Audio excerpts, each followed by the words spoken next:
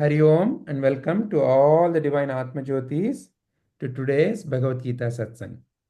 Today, let us learn Shloka 14.4. So first let us learn how to chant. For that, I request Brunel to repeat after me. And when Brunel is repeating, all of you also, please sit straight, close your eyes, fold your hands in Namaste, and please repeat along with Brunel. Are you ready, Brunel? Yes, ji.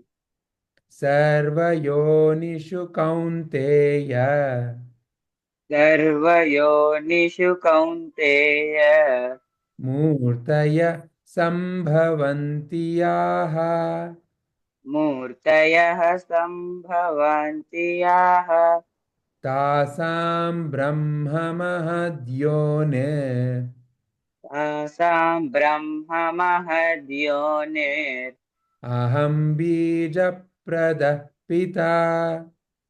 अहं bīja-pradaḥ pitā. Thank you very much, Mrinal. Snigdha ji, can you please read out the meaning? Yes, Ji. O son of Kunti, for all species of life that are produced, the material nature is a womb, and I am the seed-giving father. Thank you very much, Snigdha ji. Thank you, Mrinal sir. So what is that Sri Krishna is teaching us? Sri Krishna is saying, "O Arjuna," that's why he is referring him as Kaunteya here, son of Kunti. That everything that you see here, whatever different forms, a plant, an animal, water, rock, a spider, a dog, a cheetah, a eagle, a ape, a human, big forest, large mountain, whatever different kinds of forms that you see, all of that is produced in the womb. Womb is where something takes birth. All of it is produced in the material nature. So the womb is a material nature. And I am, Sri Krishna is saying, I am the one who is giving the seed. If a plant has to come, you have to put a seed, no? Like that. For all these different varieties of forms, I am the one who is giving the seed, like the seed-giving father. So in a way, Sri Krishna is saying the material nature is the mother and Sri Krishna is like the father.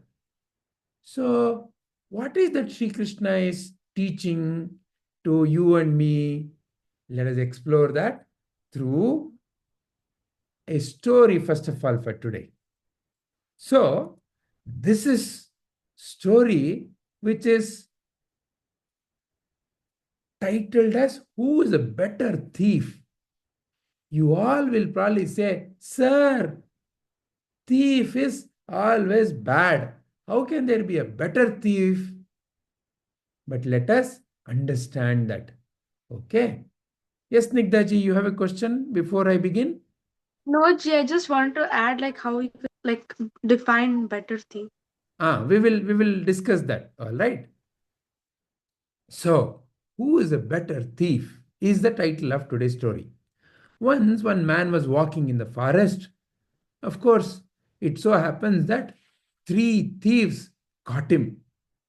Three thieves caught him. He was carrying a small bundle which had some money that he wanted to give to his daughter. His daughter was in another village, and after a lot of hard work, he had put that money and he was taking that to give to his daughter. He was a very, not a very rich man, so he had to work a lot in order to make that money. So he was very carefully taking that, and these thieves somehow got a scent of that and they caught him. And they tied him to the tree, and they wanted to snatch the whatever the bundle that he was carrying. But this fellow, because he had worked so hard for it, And he also wanted to give to his daughter. His daughter had written him a letter. Appa, I have so much of trouble and I need some money urgently. Otherwise, it will be very difficult for us to continue our life. So like that she had written. So he wanted to badly give it to his daughter. So these three thieves caught and they wanted to snatch. So this person did not want to give because he wanted to make sure that this bag is preserved. Then one of the thief number one, he got very angry and upset that he's holding on to that bag. He immediately took out his sword and he yelled at that man and the others, said, let's chop this fellow off, let's kill him, and then he will not be there to catch this bag or to hold on to this bag. Then what will he do? So he was about to, he said, okay, I'm going to kill him. Meanwhile, the second thief number two, he also he had a big stick. He took out a stick. He said, why should we unnecessarily kill him? Using this stick, let us beat him. And with all the beatings, this man will definitely give up his bag and we can take it and go. The third fellow said, wait. Usually, when anybody is caught by us, they start trembling and they start saying, take. This is the money I have, but please spare me. Like that, usually they pray. But this fellow is holding on to his bag. Let's see what is the story. So he asked, what is the story? Why are you holding on to the bag? Are you not afraid of losing your life? The person with lot of tears, but also trembling, he said, look, my daughter, she is married and she's in the other village and she's about to give birth to a baby. Unfortunately, she and her husband need some money for something. Otherwise, they will not be able to have enough food. In this stage, very important that, I give this money, and I have worked last 1 month to collect this money. So I really have to give it to my daughter. So with a lot of tears in his eyes, he narrated this story. When that story was heard, the last thief said to the others, look, we definitely are thieves. We are going to steal. But looks like this fellow really badly needs his money. And if we snatch this unnecessarily, not only he, but also his daughter, the new baby who is not yet born, and his son-in-law, all of them will be in trouble. I think we should let him go. So, like that, the third thief said, now, this is where I want to pause the story, my lovely children, and I ask you, who do you think is a better thief? Thief number one, who wanted to murder, or thief number two, who wanted to beat up, or thief number three, who wanted to let him go? Okay, that is a question, first question. And I see that all of you, many of you have raised the hand. Let's listen to one by one. Akshat Ji, please tell me, Ji. See, the third thief is better than the other two thieves. Why? Why is so? Yeah, because he just did not intend to get the money, and he wasn't so greedy. He observed and then he analyzed what was happening and he wanted to help. Okay, but he's also thief, no? Is thief, is there something called a better thief? Yeah. But among them, you say he is the better one. Yes. Okay, very nice. Okay, let's see what our Grihit has to say. Yes, Grihit sir. So third one is the better thief. So maybe he was thinking if we let go, we would go to jail. Okay. He thought, okay, we won't go to jail. That's why we should not steal. Okay. But the first one, no, he said, okay, let's kill him. If he had killed, he wouldn't have gone and reported to police only. Yeah, but the second one also told, instead of murdering, let's beat him so that he'll give. But he still didn't get afraid and give off. He was confident and brave. Very nice. All right, let's see what Vivan has to say. Yes, Vivan. Sir, the third thief was better than the all thieves because didn't listen to the both thieves and said them not to do those and to leave him and figured out the situation. Figured out the situation. Okay. Mrinal sir, what do you have to say? The third thief was better because he at least had little ethics to leave that man because he needed the money. Though he's a thief, he had little ethics. Okay. Likit sir? Yes, I think no one is better because, like, instead of stealing things, they could do some other job, like anything, like working somewhere. Anything like working somewhere. Good, very good. So in that way, none of them is better. Very good. Yes, Mrinal, you have to say something more? That's it. That's all? Okay, all right. Are there any other viewpoints anybody wants to bring up? Snigdha, Jia, Raghavi, Swanandi. Is there any other viewpoint? Okay. Now, why this story is told? Through the story, there is something very important to understand, which is what? Guruji? Yes, yes, Anya. Guruji, I more. What is that? I thought there was more. Wait, I'm going to tell you. Listen. So, through the story, there is something very important to understand. What is that? So, Sri Krishna said that all the things are born in the material nature is the womb. For all kinds of things, all species of life that are produced, the material nature is the womb. So what is this material nature that Sri Krishna is talking about? To understand that only, we looked at this story. Who is a better thief? Like one of our wonderful friends said, all of them are thieves, but one among them is better. So why all of them are thieves? Because they're stealing. What are they stealing? They're stealing something that doesn't belong to them. That's who we call as a thief, isn't it? However, in stealing also, some kind of a from whom to steal, from whom not to steal, all that kind of a character is what the third thief is showing.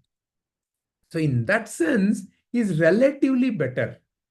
The second thief is better than the first thief, because the second thief at least is saying, I only want to beat. But the first thief is the worst. He's saying, I'm going to kill only. Right? So in that way, he's the worst thief. The next one is relatively better than the first thief, second one. Third one is better than the second and the first. However, all of them are thieves. And what is these thieves representing in our shloka? Can anybody guess what these thieves are representing in our shloka? Because we started learning the shloka. Who are these thieves in connection to our shloka? Snigdha? I think it's the three gunas. Sattva guna. Very nice. Excellent. Let's all give a big round of applause to Snigdha. Yes, it is correct. It is the tamo, rajo, and sattva guna. The thief number one is the representation of the tamo guna. The thief number two is the representation of the rajo guna. The thief number three is the representation of the sattva guna. Why are they thieves? Because the nature of reality, is stolen by these three gunas. Meaning what? So to know that, let's go to one another story. That way, you will understand it better. And that is the most popular story. All of you know that. This is the Ramayana story. From the Ramayana story, there are three important characters: Kumbhakarna, Ravana, and Vibhishana. Kumbhakarna, all of you may know, used to eat so much that for 6 months in a year, he would be simply snoring, sleeping. So much of food. He is not at all doing anything. When he wakes up, all he wants is food, food, food. Eat for 6 months, sleep for 6 months. That is the nature of Kumbhakarna in Ramayana. He is like the thief number 1, tamasic. Meaning what? He has no concern at all about reality. He has no interest to know reality at all. And he is constantly only indulging himself in food, sleep, food, sleep. He has no room in his mind for anything higher. That is the representation of the tamasic. So this quality in the mind can steal one away from reality, from the true nature, from the God nature. Therefore, this is like a thief. Like sometimes some of us, you may be seeing around us, are so lazy. You ask them, come, let's play. You say, come, let's play. They will say, I am not interested. Come, let us chant. I am not interested. Come, let us go and have a walk. Ayo, I want to just sit. They're lazy for everything, have no interest at all to do anything in life. That is the quality of the such a mind, and it is tamasic. Then the rajasic. Ravana is a representation of the rajasic. Rajasic means what? Someone who is very active, but his activity is all about me kind of activity. What did I get? What did I not get? I should have gotten more. So if let's say somebody comes and gives, say some mangoes, he will be the first one to go and grab and say, I want. He doesn't even look around to see who all are there, how can we share, depending upon how many are there. He has no such concern. All about me. I didn't get, starts crying. I got less, starts crying. So it's all about me and mine. That quality also steals one's mind away from reality. So that's why Rajasic is also like a thief. And Ravana in Ramayana is a representation of such a quality, Rajasic quality. Then the last thief is represented by Vibhishana. Sattvic. Sattvic means what? Relatively peaceful, aware. Is sattvic. However, it is also still stealing away from the reality. Though Vibhishana is very peaceful, knows what is the right decision to make. He is the one who told Ravana, do not steal Sita Ma. What you're doing is incorrect. He cautioned Ravana. Also, when Hanuman had come to Lanka for Samjota, that is for let's be peaceful, let's not do all this jagada, let's exchange. You have stolen Sita Ma, please give her back and we will give you peace. But Ravana was not willing. Vibhishana told, what you're doing is incorrect. But still, he is also not yet the reality that Sri Krishna wants you and me to recognize. Now, what is reality that Sri Krishna is talking about? Anya, you have a question? Yes, Guruji. Isn't Vibhishana Ravana's brother? Yes, all the three are brothers. All the three are brothers. Kumbhakarna is also. Yeah, Kumbhakarna is also Ravana's brother. Okay. All right. So the question is, there is someone else who is another very important character in Ramayana, which is what Sri Krishna is referring in this shloka. In the shloka, Sri Krishna is referring that these three gunas are the reasons why different kind of tendencies develop in the mind, and because of that, different kinds of forms happen in the world. But I am like the seed-giving father, and that seed-giving father is the reality, is the only unchanging, because these others are changing depending upon the proportion of these three qualities. What is the representation? Which character is the representation of that unchanging, the final reality in Ramayana? Can anybody guess? Rama? Rama. Okay. Akshat, you have any guess? The same. Same. Okay. Is anyone else having any other guess? Sir? Yes, Viman? I think Rama. Rama. All right. So it is indeed Rama. Rama is the representation of the unchanging, the pure consciousness. And it is because of the pure consciousness that the mind which can have any of these three qualities, tamo, rajo, sattva, guna, because of that, different kinds of forms, different kinds of tendencies develop.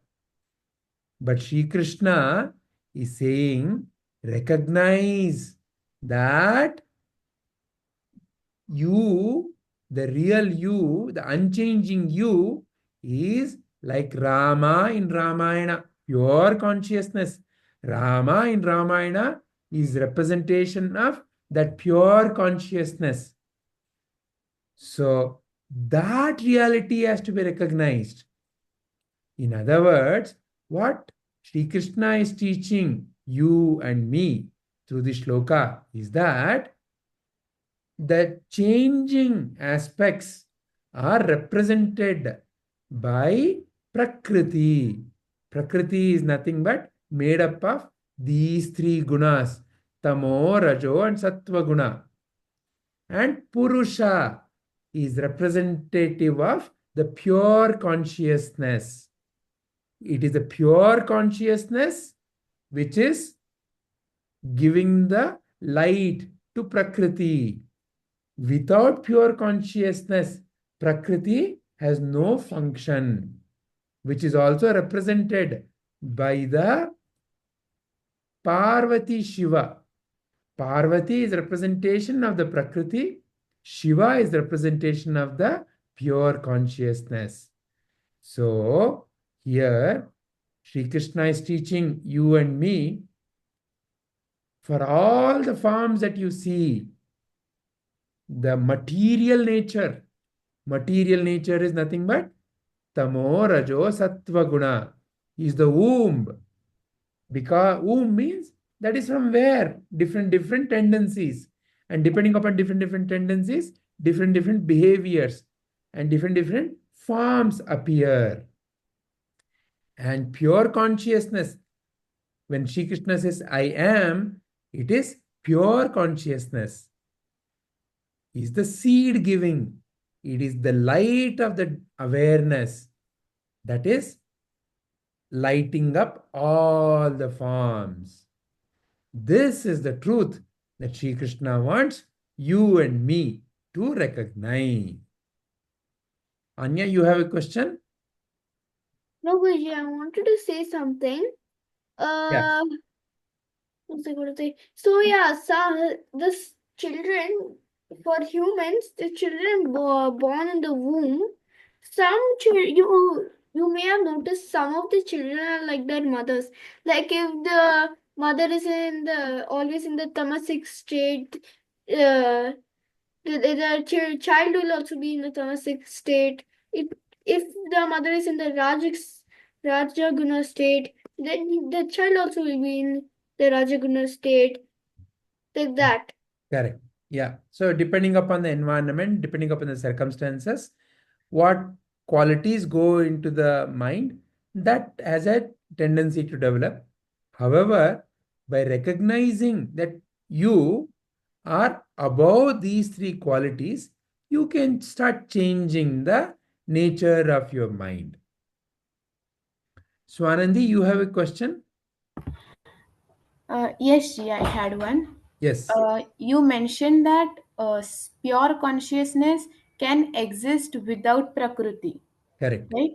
Correct. But then can Prakriti exist without pure consciousness? No. So think in this way. So, for example, in deep sleep, when you are in deep sleep, is there any world that is appearing to you? Yes, whichever like is No, in created deep by sleep, my when you are mind. in deep sleep.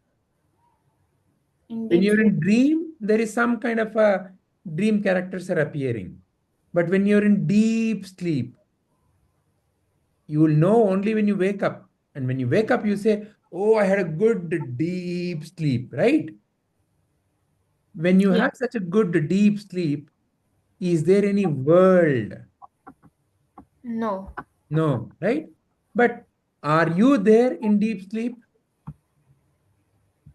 Uh, yeah, because I am in that state. Isn't it? Otherwise, when you wake up, how could you even know that I was in deep sleep, right? But then am I not Prakriti, part of Prakriti? Which I am, are you recognizing yourself as? Is why Sri Krishna is teaching you and me. When you and I recognize, I am this body, I am this mind, then it is like, I am Prakriti. But Prakriti is constantly changing. I am not any of the forms that are coming and going. I am that pure consciousness, which is also pure energy. Pure consciousness and pure energy are not two separate things. It is pure consciousness only. There is also pure energy. It is the pure energy that is appearing in so many different forms. So to know that true state of you as that pure consciousness and pure energy is why Sri Krishna is teaching you and me this shloka. When you recognize yourself as any of the forms, you associate yourself as I am nature. I am one of the things that I see in the nature. I like this in the nature. I don't like this in the nature. This is separate from me. That is not me. All that comes because there is a tendency to recognize myself as one of these. Recognize myself as this form and recognize only others with who have a similar form. If there is a cockroach, oh, it is not at all me. If there is a spider, oh, it is not me. That tendency develops when one recognizes himself or herself as only Prakriti. So what Sri Krishna is teaching is you are not only Prakriti, because Prakriti is what? Various energy forms. You are not only Prakriti, you are pure consciousness. And you are pure consciousness and pure Prakriti. You are actually not any of these coming and going forms. Is this bringing clarity, Swanandi? Yes, Ji. Any other questions, Ji? No, Ji. Snigdha ji, you have any question? Yes, Ji. What is the picture supposed to mean? Picture supposed to mean there are so many forms of life. All of them cannot be represented here. So it simply shows so many forms. But ultimately, Radha and Krishna are shown. Krishna as pure consciousness, Radha as pure energy. So, all kinds of varieties that you see is nothing but pure awareness and pure energy. Radha, Krishna, Shiva, Parvati.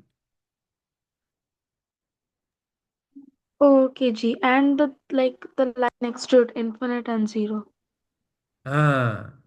So, infinite and zero. Zero means what? Nothing. Pure consciousness. Oh. Can you see pure consciousness? No, Ji. Okay. Similarly, can you show me zero thing? No, Ji. You can show me one thing. Show me one book. You can show. If I ask you, show me zero book, no way, right? Yeah, Ji. Similarly, what is infinite? Infinite is pure energy. No, what is infinite? Can you show me infinite? No. Because infinite means some It's unknown number which is larger than whatever the number that I know. yeah, Ji. There is no particular way I can imagine infinite, right? So, pure consciousness and pure energy is like zero. And when it expresses itself in so many forms, it is infinite. It expresses itself as, in your own body, nose, eyes, all the organs. Your own mind is also expression of that only.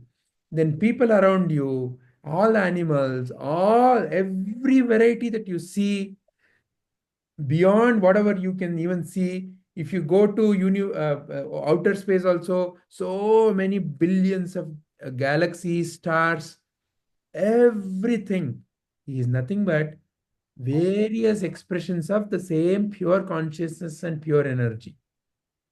So that is infinite. In its visible form, it is infinite. In its invisible form, it is zero. So from this zero to infinite is that divine only. To represent that, this picture. Oh, okay, Ji. Thank you, Ji. All right, wonderful. Are there any other questions?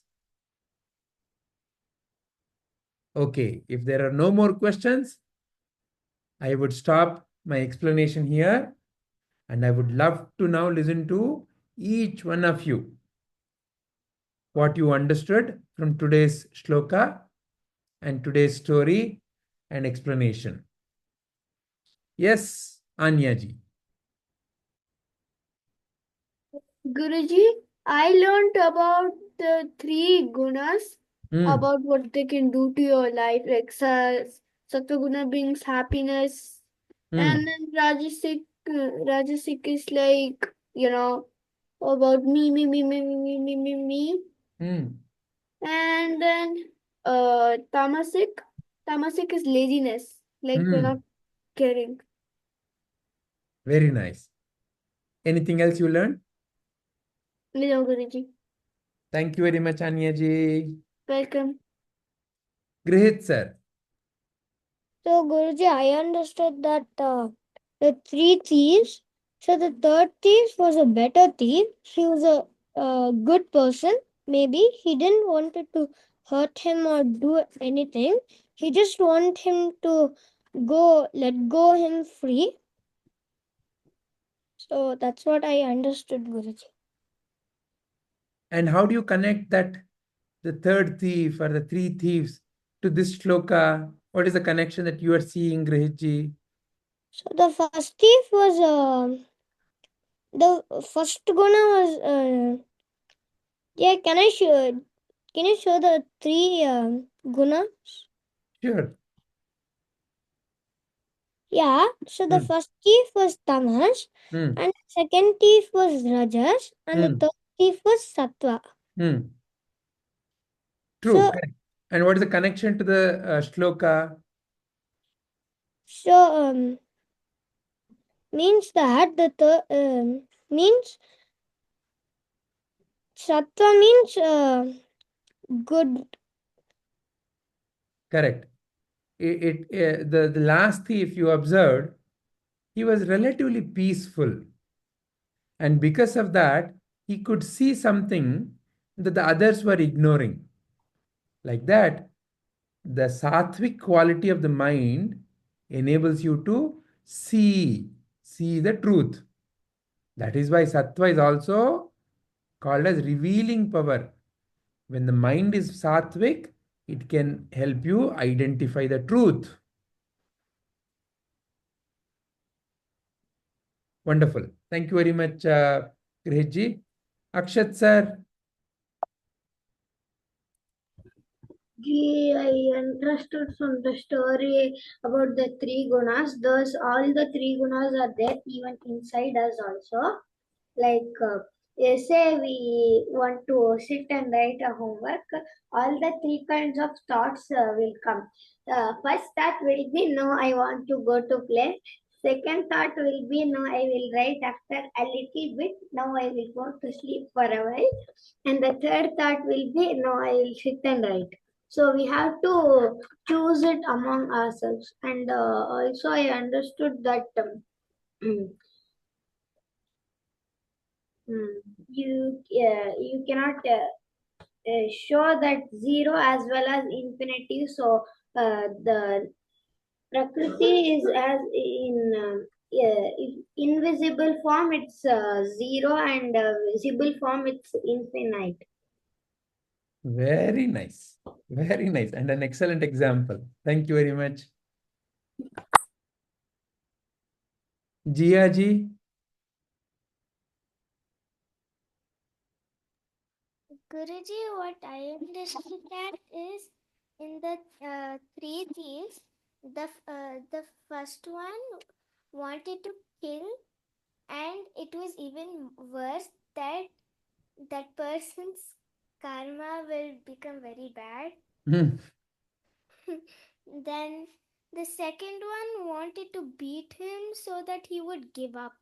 And for the third one, he acted like a kind person, and he observed that the others would tell that please take all my money, this is what I have, and please don't spare me. So that is what I understood. That is what you understood, the three qualities of the mind. Very nice. Thank you.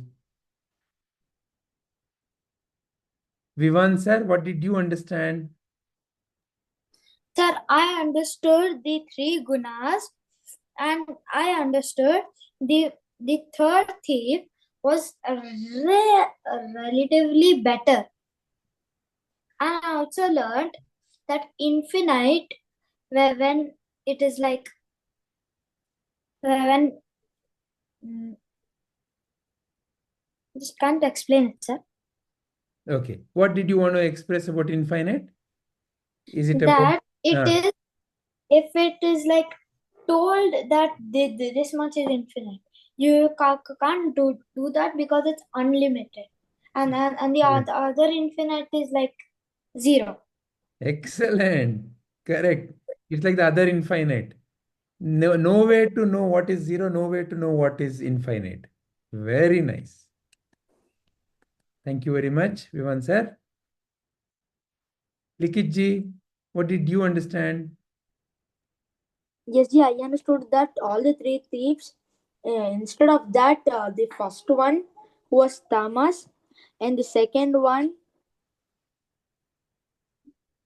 ji, can you show me the slide? Sure, sure. Who was rajas, and the third one was sattva. Here, all the three were not same; they were like different. Sattva was not seeing the outer part, like how were they? They were. He was, like stressing on the point of like why did they do that? But the other two didn't understand what to do at the point. Yes, Very ji. nice. Anything else? Nothing. Thank you very much, Likit sir. How about Mrinal? What did Mrinal understand? I mainly understood about the three gunas. Like it's given in an example over here. The third thief had the sattva guna. Uh, he had the most pure intentions towards the person, and he was a good person. The second thief was rajas, meaning he didn't care whatever happened, and the last thief was tamas, which meant he was not of pure intentions and he was of negative mind. That is why I was getting all bad intentions. Wonderful. Anything else you understood from today's discussion? That's it. Yeah. I understood more clearly about these three gunas. That's it. Okay. Thank you very much. Then Rohan sir. Yes, sir. Sir, I understood there are three gunas: sattva, tamas, and rajas. Rajas is very angry, aggressive, and it has a desire. Sattva guna is peaceful and calm and calm and happy. And tamas guna is lazy and dull. Wonderful. This is what I understood. This is what you understood about the three gunas. Anything else? No, sir. Okay. Thank you very much. Snigdha ji. I understood about the three gunas in our daily life, which is tamas, rajas, and sattva. Tamas is basically like not really caring about the reality, and rajas is basically like a very angry person, and they also don't really care about reality. And sattva is a very peaceful person, and I also understood that in like whichever life the like energy and Consciousness. energy and consciousness are either zero or they're either infinite, so like there is no number for it, so they can either be zero or they can either be infinite. And it is not either, it is actually both at the same time. See, when it is appearing as various forms, it is not that it has lost its pure energy and consciousness. So at the same time, it is both zero and infinite. Yes, that's what I understood in the story and this shloka. Very nice. Thank you very much, Snigdha ji. Swanandi ji, what did you understand? Yes, actually, before explaining, I had one more doubt. Please. Yes, I understood the shloka and story, but how do I apply it in my daily life? Like about Excellent. how the Excellent. material nature is the womb and Shri Krishna is the seed giving father and all. So now you asked a question, am I not Prakriti? So now, based on the description and the explanation, who are you? I am nothing but consciousness, pure consciousness. And what is your relationship to, say, there is a plant. Okay, let's say, for example, I just want to show you this. Can you see my video? Yes, Ji. Can you see this plant? Yes, yes, Ji. Okay. So like that, there may be a plant there also. What is the relationship between you and this plant? Both of us, I would say both of us are made up of pure consciousness. There is, even if we are different forms, but there's one thing which is common in us. And where is this plant appearing for you? Through its leaves, its green color. All of that. And where exactly are you seeing all of it? Through my eyes. Through your eyes. Through your eyes, where are you seeing it? Through my consciousness. Through your eyes, you are seeing in your mind, and the mind is lit by you, the pure consciousness. Yes, ji. And in the mind, for example, I like this plant. Or if, let's say, instead of this plant, I had brought some other plant, say a lot of thorns, and maybe its fruit has a little bit of a bad smell, then you may get a thought in the mind which says, I don't like it. So you, as pure consciousness, when you recognize that this is pure energy, whether it is in this form or in the form having a thorn or having a nasty smell, all of it is also pure energy only, then there is no more the like and dislike, want and don't want. These judgments evaporate from the mind. It is these judgments that make you feel happy or unhappy, angry or peaceful. So, by knowing the truth, by knowing the reality, you can be at peace with everything around you. Okay, ji. Got it. Anything else you want to say, Swanandi ji? No, ji. My doubt is clear. Thank you, ji. Raghavi ji? Yes, Vijayji. So I understood today I understood about material nature, which consists of tamo, rajo, and sattva guna, also known as prakriti. It keeps changing. I got a good revision of tamo, rajo, and sattva guna with examples like how Kumbhakarna is tamo, Ravana has rajoguna, and Vibhishana has sattva guna. No, yeah, correct. Sorry. Yeah, go ahead, please.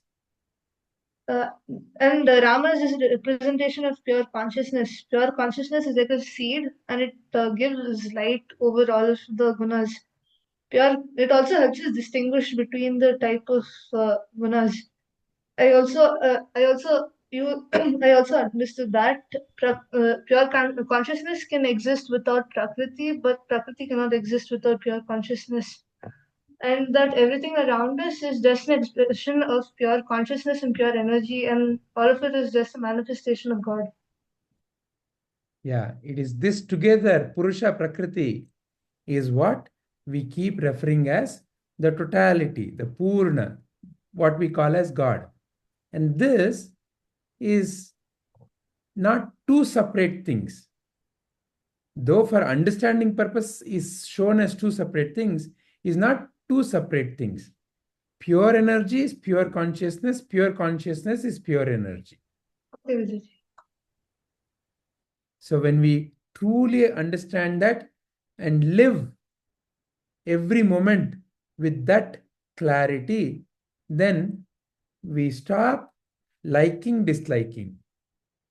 All that liking, disliking is what causes various kinds of tensions in the mind.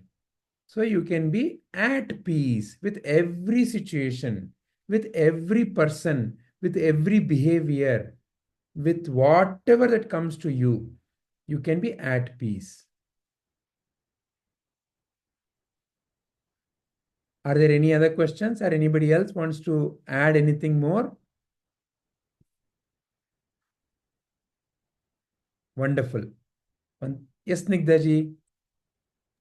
Jay, I also want to add that Purusha and Prakriti like Krishna and Radha, and Parvati and Shiva. Excellent, correct. Purusha, Prakriti, Radha, Krishna, Shiva, Parvati. Guruji? Yes, ji. Also Brahma and Saraswati. No, Brahma and Saraswati are used to represent the creative powers of pure consciousness. See, to create something, you need Brahma and Saraswati. Saraswati means knowledge. Brahma means the ability to create something new. That is why Brahma ji has 4 heads, because he is learning from all the 4 places. And that is why Brahma ji's wife is Saraswati. So the creative power within you is Brahma Saraswati. The maintenance power within you is Vishnu and Lakshmi. The transformation power within you is Shiva Parvati. Okay? Guruji. All right. So, once again, wonderful insights from each one of you. Thank you very much. Hari Om. Shri Gurubhyo Namaha. Sarvam Shri Krishnarpanamastu.